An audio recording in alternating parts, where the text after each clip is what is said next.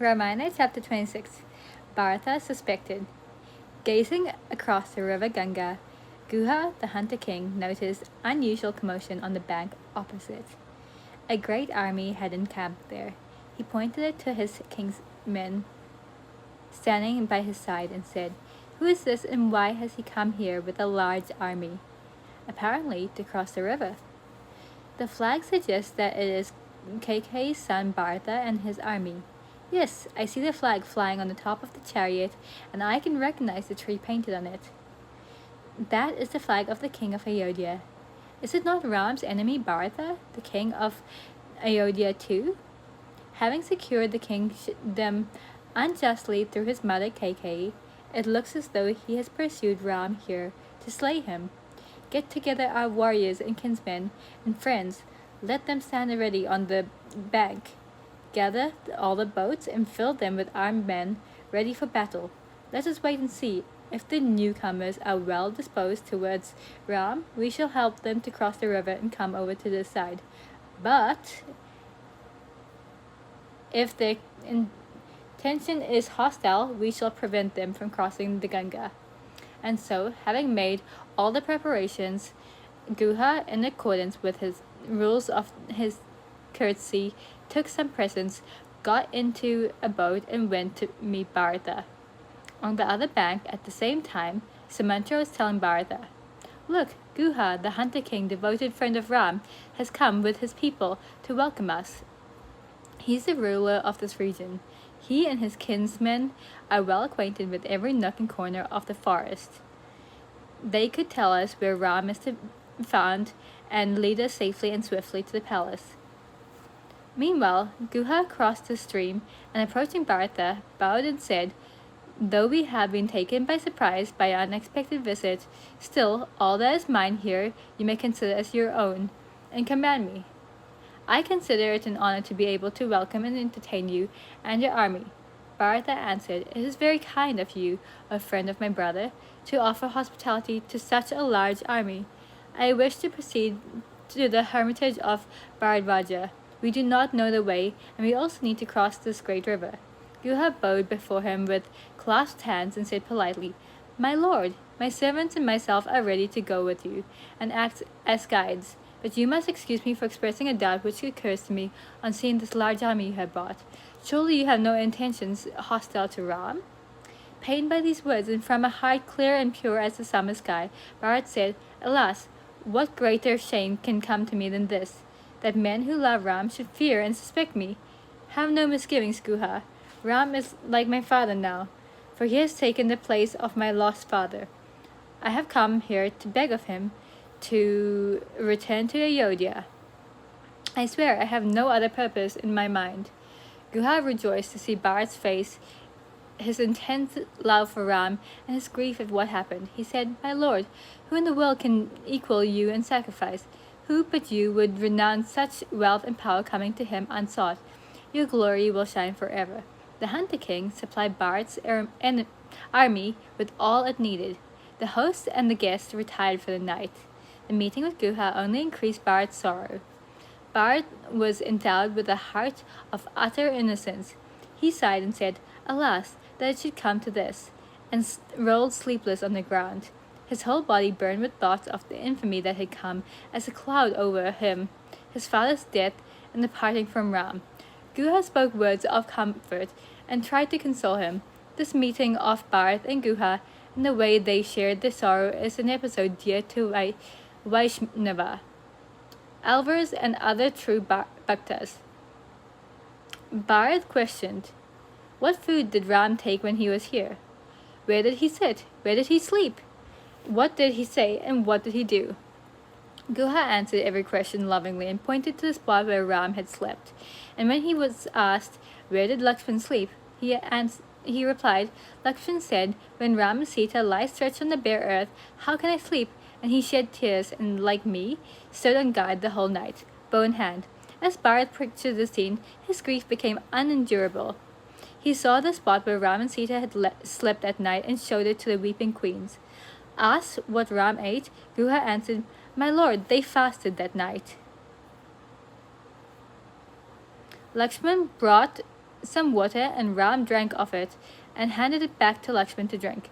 The food brought was returned untasted. The following morning they matted their looks and walked into the forest. Bharat had found some relief from sorrow in his resolve to seek out Ram and persuade him to return. But his talk with Guha and the sights he brought it back in full flood. For my sake, Ram, you slept on the grass. I have seen the spot and still live. And they want me to wear a crown on top of all of this? Thus he lamented inconsolably. Then he told himself, I shall somehow take Ram back and seat him on the throne. If he wants his vow fulfilled, I shall replace him in the forest for 14 years. He will agree to this arrangement, as it is the only right and proper arrangement. Thus he calmed himself. Early next morning, Bharat woke up Shatrugana. What are you still sleeping for? The day has already dawned. The army has to cross the river. We should send quickly for Guha and arrange for the journey. Shatrugana answered, I am not asleep, brother. Like you, I slept the whole night thinking of Ram. While they were speaking, Guha arrived and after courteous greetings announced that he had a fleet of many boats ready. All the baggage and the whole army were put on boats. The loaded vessels crossed the great river. The transport across raised a joyous clamor like some great festival. The people did not see the sorrow in Bharat's heart, for they had concluded, even when Bharat set out, that Ram would surely return. They went forward rejoicing that soon Ram would be in their midst as crowned king, and all their recent sorrows would pass like a bad dream. Valmiki describes the scene on the bank of Ganga in a way that recalls to one a crowded railway station during a popular festival. When the whole army had crossed the river, Bharat followed it in a boat specifically fitted up for him. They reached the ashram of Bharadwaja. The story of Bharata in the Ramayana, portraying a character of unrivaled purity and sublime selfishness, is something more than an episode, and stands out by itself even in that noble epic, as holy shrines do on the bank of the Ganga. It uplifts the heart and gives one a glimpse of the heights of which human nature can rise when cleansed by love and devotion. Whether Ram and Bharat were incarnations of the deity or merely supreme creations of a nation's imagination, this episode is among the masterpieces of the world's literature. Jnana and bhakti will automatically grow by a contemplation of personality of Bharata. In order to recreate the scene and the person in his own mind, the reader must bring into play his reverent imagination. We bring with us into this world as our inborn gift some wisdom and reverence. This gift is always in us, and though sometimes obscured by prejudice or passion, it keeps alive the divine in man, which prevents him from reeling back into the beast. Bharat and his retinue went on towards Bharadwaja's ashram. When they reached the Prayaga wood, they saw at a distance a beautiful grove, with a cottage in its midst. Learning that this was Bharadwaja's ashram, Bharat left his retinue behind and, accompanied only by Vasishtha and a few other elders, walked towards it with due humility. Divesting himself of his silk garments and his weapons and accompanied only by the ministers, he went on foot behind Vasishtha. A little further on, he left behind even the ministers, and he and Vasishtha alone went forward. When Bharadwaja saw Vasishtha, he rose from his seat and went to meet illustrious visitor and bade his disciples to bring the customary water for the feet of the guests. Bharata offered humble salutations to Bharadwaja. Learning who he was, the rishi received him with the respect due to a king and made inquiries concerning his welfare. He thoughtfully refrained from making any mention of the sad fate of Dasharatha. The narration that follows is as told in Valmiki's epic. A few words by the way of explanation may be useful. Bharadwaja suspected and questioned Bharata, just as Guha had done earlier. This is, however, not so put in the Tulasidas Ramayana, which is a poem of pure bhakti. There is nothing that was not within the knowledge of rishis. How could Bharadwaja in the Tulasidas Ramayana entertain any doubt of Bharata? Kamban, Tamil poet of the Ramayana follows Valmiki closely, not only here, but in many other places where Tulasidas differs. Although Kamban carefully follows Valmiki, he adds many beautiful passages out of his own imagination. With a touch here and a touch there, Kamban manages skillfully to disengage many knots. The changes he makes are very few, while Tulasidas deals freely with the story, taking such liberties as he likes with the story, as a great Bhakta may who has made his god his own by self-forgetting surrender. Following Valmiki, Kamban reports the conversation between Bharadvaja and Bharata, and very beautifully expresses Bharata's indignation. We may not, reading it all today, appreciate Bharadvaja's doubts about innocent Bharata. Such suspicion was perfectly natural to Guha, but not so in a wise rishi. Valmiki makes the rishi justify himself, saying, "Don't I know you, young prince? I put you these questions only the more clearly to reveal your innocence." Valmiki pictures rishis not as omniscient sages, but as a very human wise men, and seekers of truth, liable to love and fear somewhat like the rest of us. Just as Valmiki delineates Ram as a hero rather than as an avatar, so he makes Bharadvaja doubt Bharata because of his tender affection for Rama. Bound by his attachment to Ram, he hurts Bharata. Seeing the latter's sacrifice, he at once consoles him with an explanation. All Valmiki's characters are human beings with heightened human qualities. It is only under great stress or in exceptional circumstances that divinity shines faintly through the human nature. In the time of Tulasidas, Bhakti had reached its noonday height. It shone dispelling every shade. Though Bhakti predominates in Kamban's picture also, he contrives to retain the humanity of Valmiki's characters, and in places makes them even more beautiful. Bharadvaja, after making the usual personal inquiries, asks Bharata, "Why did you leave your kingly duties and go over here? Should you not stay in Ayodhya?" Listening to his young wife, Dasharatha ordered Ram to live for 14 years in the forest, and the prince accordingly left the city with his brother and Sita. Do you feel that even now the way is not clear for your rule, and have you come to complete what Dasharatha began, and make assurance doubly sure? Hearing these words, Bharata wept. The tears gushed, and he could hardly speak. "Truth," he said, "would be better than a life as this." "Do you doubt me, master?" he asked.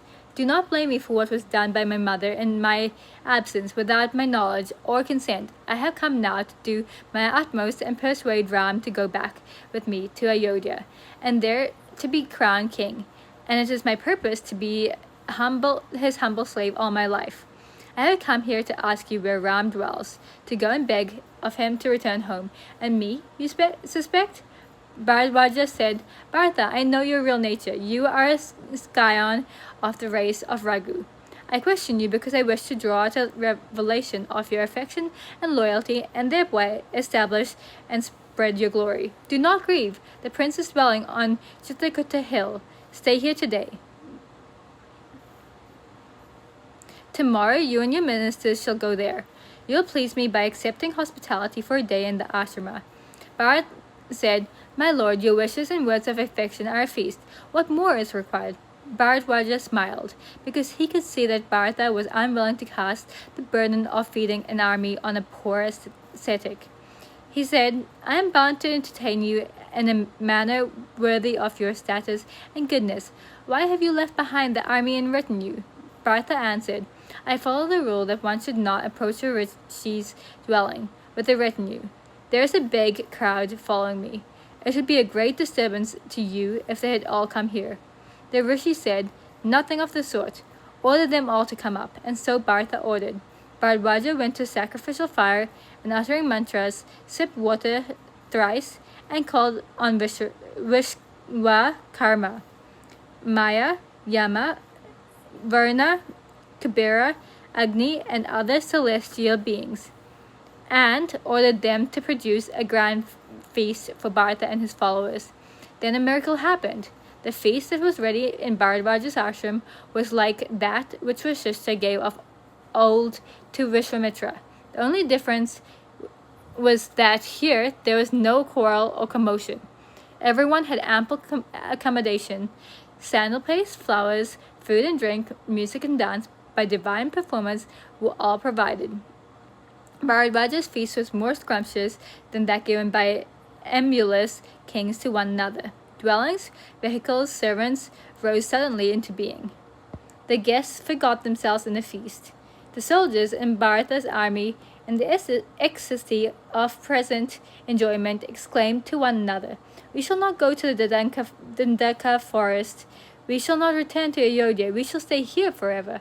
How were they to know that the good things that they enjoyed were for a day and would disappear at dawn, like the stage and the crowd after a village play is over?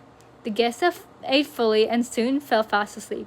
The following morning, Bharadwaja said to Bharata, "At a distance of 2.5 yoganas from here runs the river Mandakini. On its bank is an unpeopled forest with Chitrakuta hill to its south. On the slope of the hill Anahatya brothers and Sita are dwelling." And he explained in detail that the way they should follow.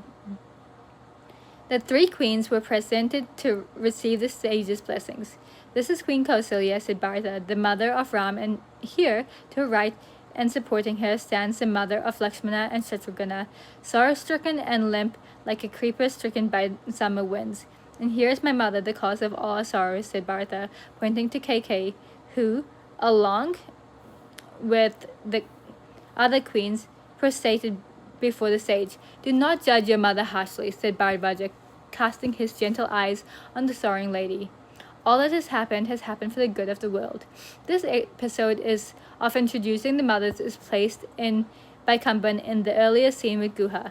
Guha reverently inquires about the queens, and Bharata explains what Valmiki describes as having taken place in Bharadwaja's ashram is with more poetical effect transferred by Kamban to its proper place. Introducing Kausalya to Guha, Bharata says in the Ramayana of Kamban, "This is the mother of Rama. Her treasure was Ram and she lost it because of me." Of Sumitra he said, "This is the mother of Lakshmana, truer brother to Rama, who has a happiness beyond the reach of poor me."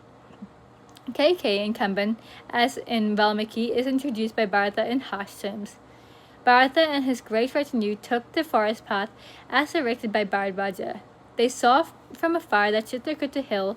As they proceeded eagerly, a column of smoke indicated the spot where the prince's dwelling was, and shouts of joy arose from the crowd.